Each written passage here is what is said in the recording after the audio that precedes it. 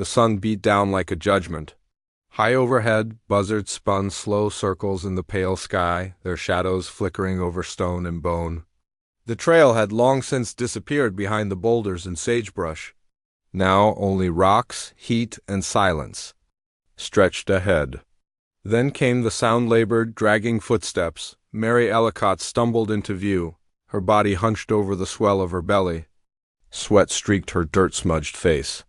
Her bonnet was gone, hair clinging to her neck, hands trembling as they pressed against her sides. Blood had begun to stain the hem of her skirt, but she didn't dare stop. If she stopped, she'd never get back up. Behind her, half a mile down the ravine, the wagon lay like a broken ribcage, snapped wood scattered where the mule had slipped and rolled. Her husband, God rest him, lay buried under a pile of rocks nearby, a worn Bible wedged between stones at the head. He died 3 days ago, the fever taking him so fast she never had a chance to say goodbye. The contractions came again harder. Now, sharp and blinding, like someone twisting her spine from the inside, she gasped, fell to her knees. Dust coated her tongue. The baby was coming. There was no more time. A scream tore from her throat, high and ragged, but it was swallowed by the emptiness of the canyon. No one to hear her. No one left. Mary Ellicott had once been a schoolteacher in Kansas. Letters and poetry, pressed flowers and teacups, that was her life before. Then came the sickness that swept her town, the death of her sister, the promise of a better life out west with a man who seemed kind enough. She'd married him with trembling hands and left everything behind. She thought she could start over. She thought she could survive, but nothing had prepared her for this. For rattlesnakes curling beneath the wagon wheels.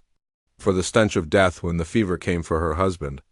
For the silence that pressed in after his final breath, louder than any scream. And now she was bleeding, alone, and far from any town, church, or soul. Wolves howled in the distance, low and long and patient. She crawled, hands scraping rock, until she found shelter under a jagged ledge, just enough to shield her from the wind that had begun to stir. Clouds gathered overhead. Thunder groaned in the distance. The sky split open in streaks of gold and ash. Clutching the quilt that had once wrapped her wedding dress, she bit down hard and spread it on the ground. She'd seen it done once before, when a neighbor gave birth during a dust storm. She remembered the blood. She remembered the prayers. With a rusted knife beside her and no one but the wild to witness. Mary Ellicott screamed the kind of scream only death or birth could earn. Pain like fire tore through her. Again and again her vision blurred. Ragged, she dug her nails into the dirt, the storm now rolling overhead like a beast on the hunt. Then silence. A weight lifted. The baby slipped into the world, slick and small and too quiet. Mary panicked, crawling forward, slipping in blood and mud. Her child didn't cry. No, not now. Not now, please. She fumbled, turned the child over, patted her back, wiped her nose. And then a whimper. Faint, delicate, but there. Mary sobbed, cradling the child against her chest. She held her tight, whispering, "It's just you and me now, Hope. Just you and me." The name felt like a lifeline thrown into a storm. Rain began to fall, cold and relentless. Her strength gone, she curled around the infant, trying to keep her warm. Her hands shook. Her eyes fluttered. Darkness crept in. Her last sight before slipping under was the firelight of the sky above, flashing against a blurred figure, tall, still, watching. Footsteps sloshed in the mud. A horse snorted, low and steady. The man didn't speak. He moved with a grace foreign to the white men she'd known. Feathers hung from his shoulders. His dark eyes took in the scene without a word. He crouched beside her, pulled a deerskin cloak from his pack, and wrapped it gently around the newborn. Then, with surprising care, he pressed 2 fingers to Mary's neck. Still alive? She didn't wake, and in that fragile moment, the storm above softened just slightly. She didn't know the name of the man who wrapped her child in his own cloak, but he would be the reason she lived through the night. She woke to the smell of smoke and the distant hiss of rain against stone. Her body ached in ways she couldn't name, every muscle tight, every breath raw, but the first thing she did was reach for the baby. The child was warm against her chest. wrapped now in a deerskin cloak she didn't recognize. A small fire crackled a few feet away, its smoke rising into the low shelter of the rock ledge. Mary blinked through the light. Her vision swam but then settled on him. A man sat across the fire, still, silent. His skin the color of sun-aged earth, dark hair tied back with strips of leather. Feathers brushed his shoulder. He wore no hat, no badge, no smile. Just quiet eyes that watched without judgment. Mary's hand groped for a stone beside her. Her fingers wrapped around it clumsily. The man didn't flinch. He didn't reach for a weapon or raise his voice. He just looked at her, looked through her, almost. She didn't know how long she held the rock. Eventually her hand trembled too much to grip it, and it slipped back into the dirt. He never moved. She was too weak to run, too broken to scream. So she did what her body demanded, closed her eyes, held her baby, and slept again.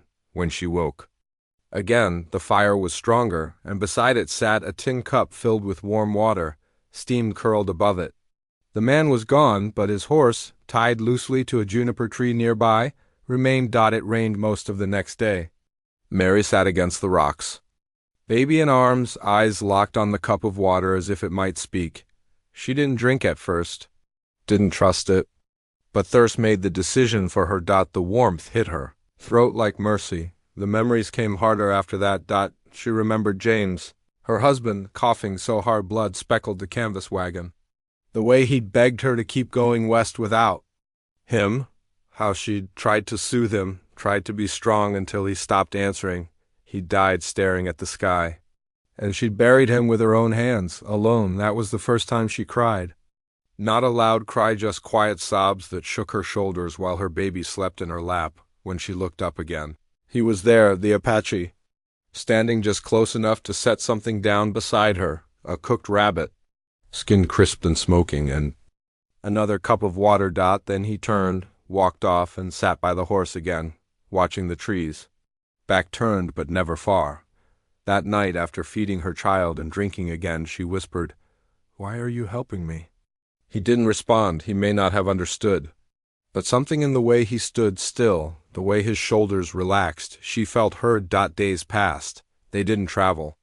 They stayed by the ledge while Mary regained strength. Each day he hunted, gathered berries and tubers, sharpened tools with stones. He rebuilt the fire each night before disappearing into the shadows for hours. Once, she woke to find him wrapping a scrap of cloth around her baby's foot where a bug had bitten it raw. He moved slowly, carefully, almost reverently. When she stirred, he backed away without looking at her. He never touched Mary, never even let his shadow cross hers. But she began to watch him too, the way he sat with his back always to the wind, the way he carved figures from bone and wood, whispering in a language she didn't know.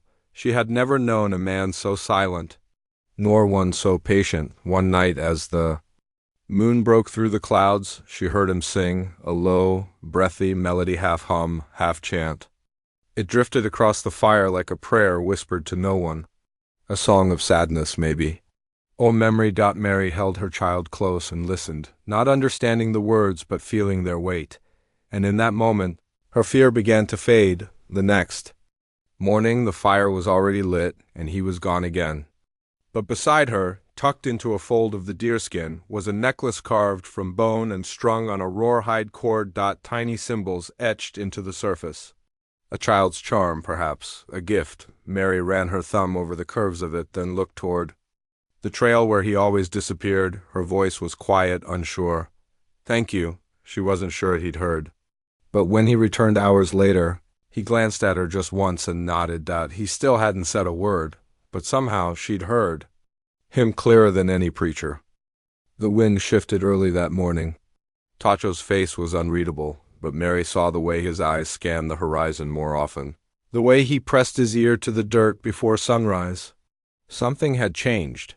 He began gathering their things, what little they had.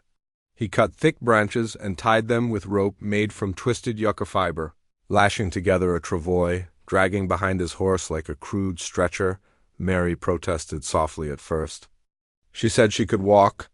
She said she was stronger now. Tacho didn't answer. He simply lifted her gently, like she weighed nothing, and laid her across the hide-stretched frame. The baby was bundled in the deerskin cloak tucked in beside her, tiny fist resting against her mother's chest. The ride was rough. The terrain turned steeper as they climbed a ridge of sun-bleached rock, the trail vanishing beneath thornbrush and loose shale. The air thinned. Ravens circled, dust blew sideways in gusts. 3 days, she'd heard him murmur once near the fire. 3 days to reach his people. Safety. Mary was just beginning to believe they might make it when the first gunshot cracked through the quiet. The horse reared. Tacho dropped the reins, spinning to grab his bow. Mary ducked low on the travois. Heart hammering, baby screaming, voices from above. "Hey there, Missy. Didn't think we'd find you running with Redskin Company." 3 men emerged from the rocks. Filthy boots, grease-smudged hats, rifles held like toys. One chewed on a matchstick, laughing. "You ought to be ashamed," the one in the middle sneered. Eyes on Mary. "Whoring out in the wild like this." Mary shook her head, shielding her child. "Please, we don't want trouble." But they weren't looking at her like people. Just meat and insult. Tacho stood between them and the travois, unmoving. The bandits barely noticed until the first arrow flew. It struck the mouthy one in the throat, cutting off a yell before it could turn into a word. He collapsed without a sound. The other 2 froze. Tacho was already moving. The second man raised his rifle, too slow. The Apache's knife gleamed once in the sun, then disappeared beneath the man's ribs. He gasped, sagged forward. The rifle clattered down. The third turned and ran. Tacho let him go. He could have shot, could have chased him down. But he did and single quotes did instead. He stood perfectly still, breathing hard, blood already soaking his shoulder. Mary trembled beside the travois, clutching hope tight to her chest. Her eyes locked on Tacho, not in fear, but in awe. He knelt beside her slowly, his face strained. "That's—" When she saw it, a grazing wound just below the collarbone, dark red, seeping. "You're hurt," she whispered. Tacho didn't answer. He collapsed beside her. By nightfall, Mary had boiled water, torn her petticoat into strips, and cleaned the wound as best she could. She worked by firelight, trembling but determined. He flinched when she poured the hot water across the injury, but made no sound. "Why didn't you kill the last one?" she asked softly. Tacho didn't answer. Mary dipped a clean cloth and pressed it gently to the cut. She spoke again, this time more to herself. "Her name's Hope." His gaze shifted to the baby, sleeping between them. "I didn't have anything left when I brought her into the world. Just Maine." Just that word. She wrapped the wound, her hands steadier now. It was the first time she'd touched him without fear. Without hesitating, Tacho's eyes closed briefly. "You saved her," she said. "You saved both of us." Later, as the moon climbed and the fire danced lower, they sat on either side of the flames. Worn and silent, the air smelled of pine smoke and iron, blood, dust. Tacho picked up a twig, stirred the embers, then spoke. For the first time since she'd met him. "You scream like coyote," he said, then added, "But brave." Mary blinked, then laughed. It came out rusty, unused but real. The kind of laugh that comes when there's nothing else left to carry. She looked at him across the fire. Not with fear, not with pity. With understanding. "In the middle of nothing," she murmured, rocking Hope gently. "I'd found something I didn't know I needed." Silence shared by someone who understood pain. Tacho didn't smile. But his eyes, for the first time, softened. They sat like that through the night.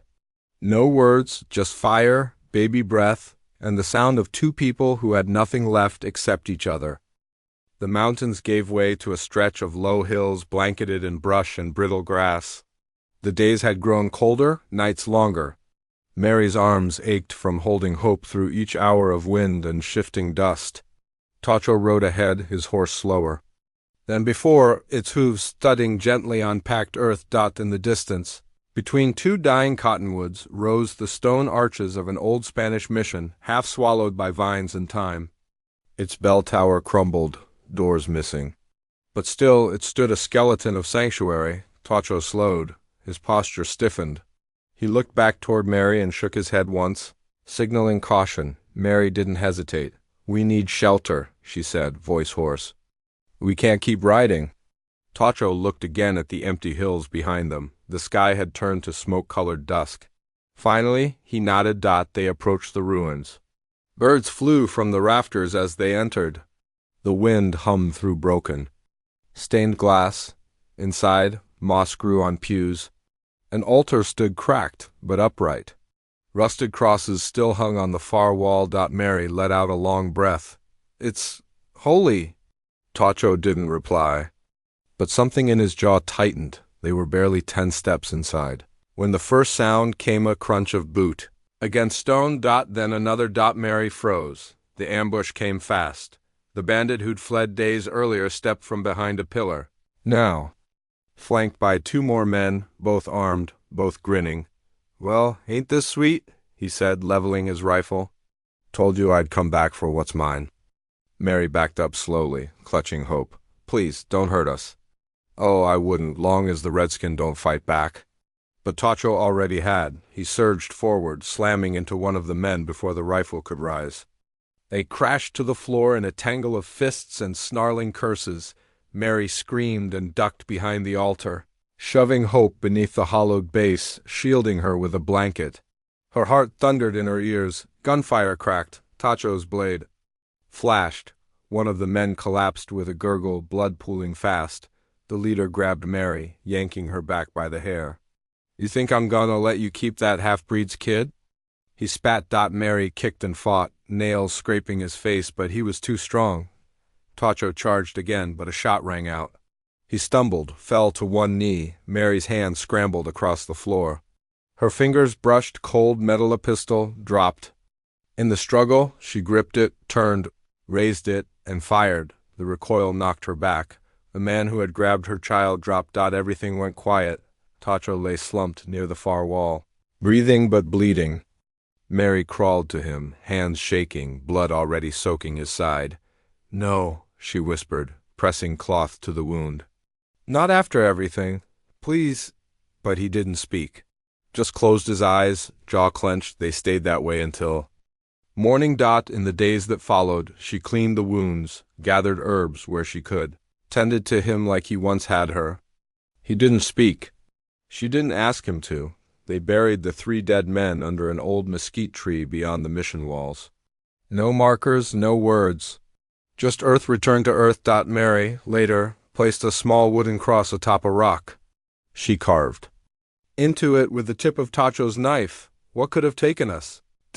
Neither of them spoke of that night again. The wind shifted. The sun returned.